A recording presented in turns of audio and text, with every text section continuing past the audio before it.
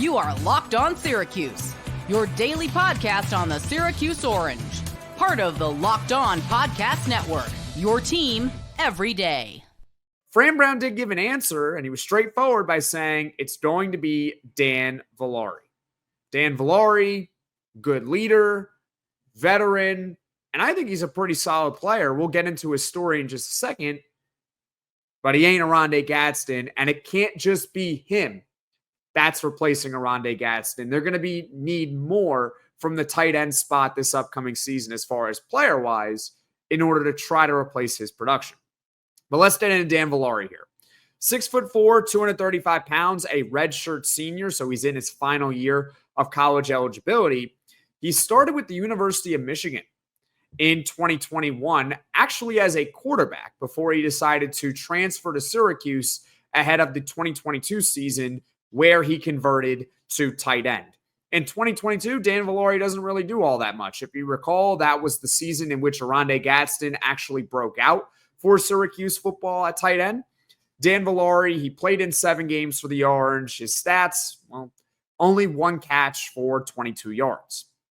But in 2023, Dan Villari, his role went up drastically, and it was really out of necessity. Oronde Gadsden, of course, was back with Syracuse, but he suffered a season-ending injury very early on in week 2 against Western Michigan. As a result, Dan Villari was forced into more playing time, and furthermore, Garrett Schrader, who was Syracuse's quarterback at the time, he was dealing with shoulder problems, so he was injured. And quite frankly, some of other Syracuse's quarterbacks that year just weren't very good. And so Dan Villari had to play some wildcat quarterback. He was running the ball a lot. He was catching passes as well. Dan Villari, by the end of the season in 2023, was Syracuse's second most valuable player on offense. It was him, and it was LaQuint Allen. That was pretty much it for Syracuse football in 2023. Here are the stats for Dan Villari. He had 20 catches that year for 180 yards and 3 touchdowns. He also ran the football 55 times for 326 yards and 2 touchdowns. He also threw the ball a little bit, 23 of 33 for 177, 1 touchdown, 2 interceptions.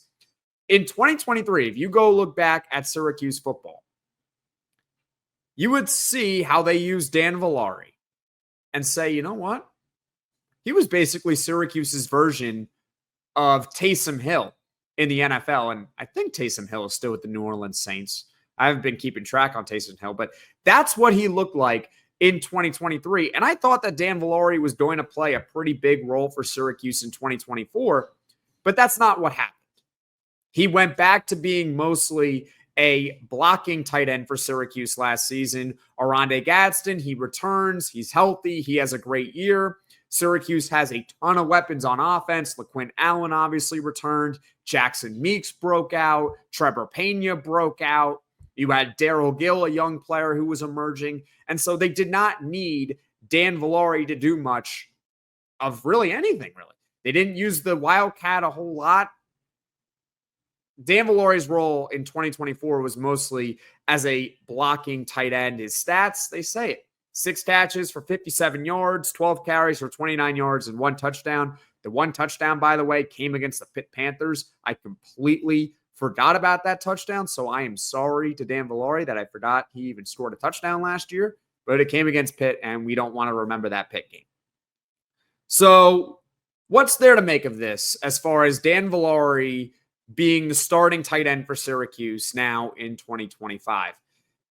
Well, I expect that he is going to play, or at least be used, more like how he was in 2023, especially because he was basically named the starting tight end by head coach Fran Brown.